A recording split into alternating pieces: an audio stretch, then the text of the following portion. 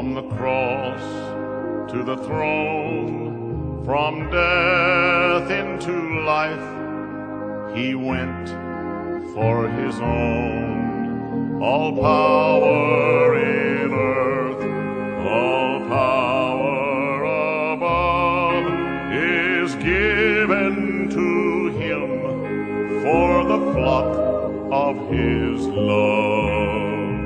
Only believe,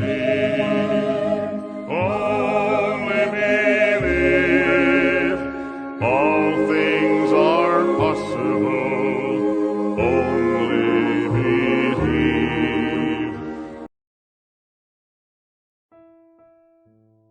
Que a graça, a paz e a misericórdia de nosso Senhor Jesus Cristo esteja em cada coração. Deus os abençoe. Estamos juntos mais uma vez para darmos continuidade à meditação no livro de Romanos. Sim, estamos meditando no livro de Romanos.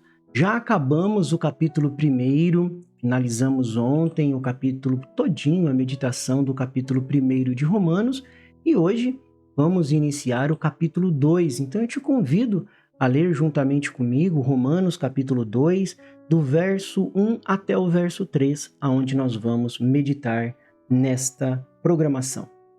Por isso, você é indesculpável quando julga os outros, não importando quem você é. Pois naquilo que julga o outro, você está condenando a si mesmo, porque pratica as mesmas coisas que condena. Bem sabemos que o juízo de Deus é segundo a verdade contra os que praticam tais coisas. E você, que condena os que praticam tais coisas, mas faz o mesmo que eles fazem, pensa que conseguirá se livrar do juízo de Deus? Que o Senhor acrescente bênçãos à leitura de sua palavra. Nós vimos no capítulo 1 e ele finaliza com algo muito triste. A gente vê a degeneração espiritual, isto é, a queda do homem. Quando a gente reflete naquele trecho que nós lemos do 18 ao 32, nós vemos que o homem faz uma troca. Ele troca ser a imagem de Deus para então ser a imagem dele próprio. E quando ele deixa Deus e ele próprio toma o lugar de Deus, toma o centro de Deus, cuidando da sua própria vida, vivendo da sua própria maneira, Deus entrega aos desejos pecaminosos. A pior coisa que pode acontecer é quando Deus permite que você viva segundo os seus próprios desejos. E você viver segundo os seus próprios desejos carnais, humanos, o resultado sempre vai ser desastroso. E Paulo, ele termina com aquela lista que nós lemos, ele termina com aquela lista e a gente vai observando quantas coisas Paulo ele vai dizendo no finalzinho do capítulo 1. É importante, neste momento, a gente voltar um pouquinho no capítulo 1 para que então faça sentido, porque é uma continuidade, apesar de estar dividido por capítulos, é uma continuidade do assunto que Paulo estava tratando. Vai até o capítulo 3, versículo 20, vai sempre tratar da justiça de Deus, a posição dos gentios, dos judeus, dentro da justiça de Deus. E Paulo ele fala isso, que eles estavam todos cheios, por eles desprezarem o conhecimento de Deus, eles estavam cheios de todo tipo de injustiça. Quando o homem despreza o conhecimento de Deus, e esse conhecimento não é o conhecimento intelectual, não é o conhecimento de escola, não é o conhecimento teológico, é o conhecimento de Deus, é aquele conhecimento que vem revelado pelo próprio Deus através de sua palavra, não uma interpretação, mas a revelação espiritual que Paulo também nos fala ali no capítulo 1. Quando o homem despreza, então, este conhecimento de Deus, ele está sujeito a praticar coisas que não convêm. E aí Paulo nos dá uma lista das coisas que não convêm: injustiça, perversidade, inveja, homicídio, calúnia, se tornam inimigos de Deus, se tornam orgulhosos, infiéis nos contratos, sem misericórdia. E ele finaliza dizendo que Deus então iria visitar essas pessoas que praticam, que fazem essas coisas. E muitas pessoas também concordam, né? Concordam com aquilo que eles estão fazendo. E aqui, amados irmãos e irmãs, nós vamos ver no capítulo 2, dos versos do 1 ao 3, nós vamos descobrir sobre o julgamento de Deus e a responsabilidade humana. No verso 1, Paulo ele nos alerta sobre o perigo do julgamento crítico. Então ele já começa aqui com um puxão de orelha, né? Paulo já começa aqui no capítulo 2, já com um puxão de orelha no verso 1.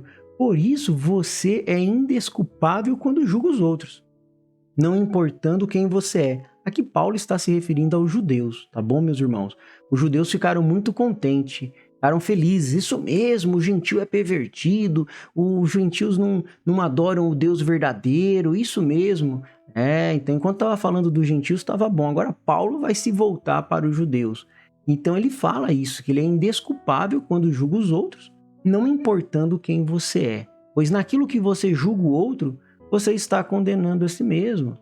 Isso é uma grande lição, trazendo para os nossos dias atuais, é uma grande lição.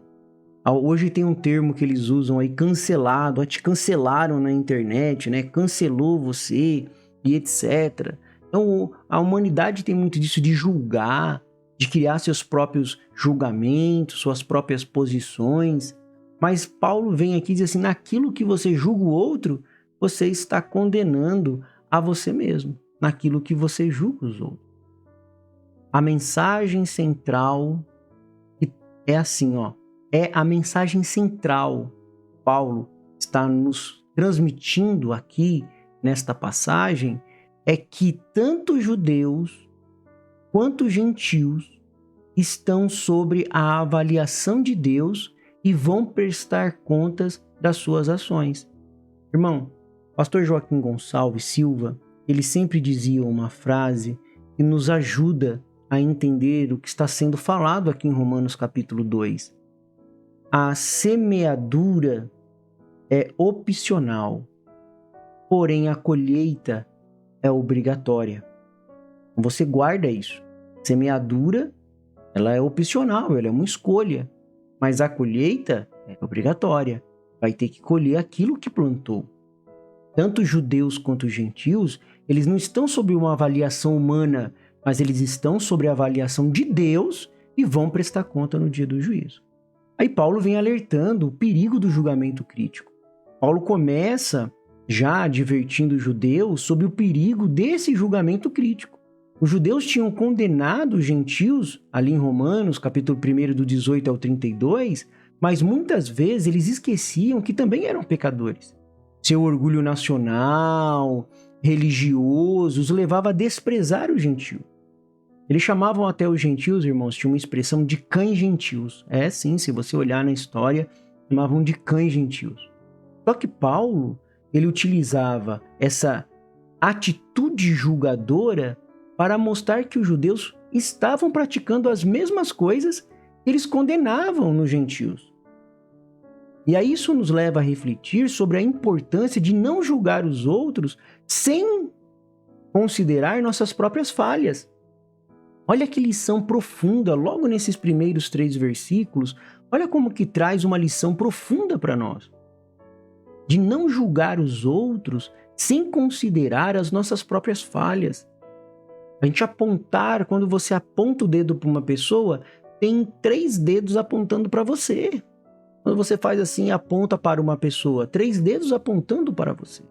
Cuidado na hora que você julga uma pessoa. Jesus Cristo disse, não julgueis para que não sejais julgados, porque com o jugo que julgas, vos julgarão a vós.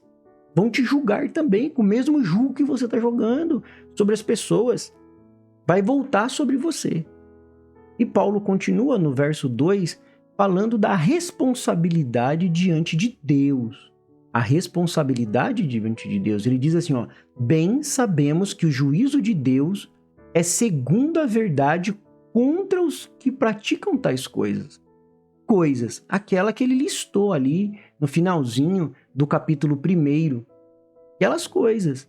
A justiça de Deus é isso. Paulo ele ressalta que Deus julga com base na palavra. Não há um padrão diferente para judeus e gentios, não. Deus julga com base na palavra. Guarda isso no seu coração, não é pela placa, e hoje é a mesma coisa, não é pela placa de igreja, não é pelas suas boas obras, não é pela sua boa intenção. Irmão, irmã que me ouve nesta manhã, guarda isso, não há um padrão diferente. Deus sempre julga pela sua palavra, e a palavra da hora, palavra revelada. E nesse contexto que nós estamos, Deus tinha um padrão, ele não tinha um padrão diferente para judeus e gentios. Todos, ao lerem a lista de pecados ali de Romanos, capítulo 1, do verso 29 ao 32, percebe que tem culpa em pelo menos uma dessas transgressões. Quem nunca foi egoísta? Quem nunca não teve inveja? Quem nunca não mentiu? Quem nunca às vezes não honrou o pai e a mãe? Dá uma lida naquela lista ali. Vê se nunca você se enquadrou em alguma daquelas coisas. Faça um autoexame. Agora eu te convido, pega de novo a sua Bíblia quando terminar esta programação, volte no capítulo 1, principalmente do verso 29 até o verso 32. Quem não passou por aquilo? Quem pelo menos não cometeu uma dessas transgressões? Deus não faz acepção de pessoas. Depois você pode ver lá na epístola de Tiago. Deus não faz acepção de pessoas. Todos somos responsáveis por nossas ações diante de Deus, pela nossa escolha. A eleição de Israel como povo escolhido de Deus foi aumentar a responsabilidade dos judeus. Não os isentou do julgamento, mas deu mais responsabilidade para ele. A quem mais é dado, mais é cobrado, mais é exigido. Agora, no verso 3, nós podemos ver o arrependimento e a graça. Olha o que Paulo fala aqui. Verso 3 do capítulo 2. E você que condena os que praticam tais coisas, mas faz o mesmo que eles fazem, pensa que conseguirá se livrar do juízo de Deus?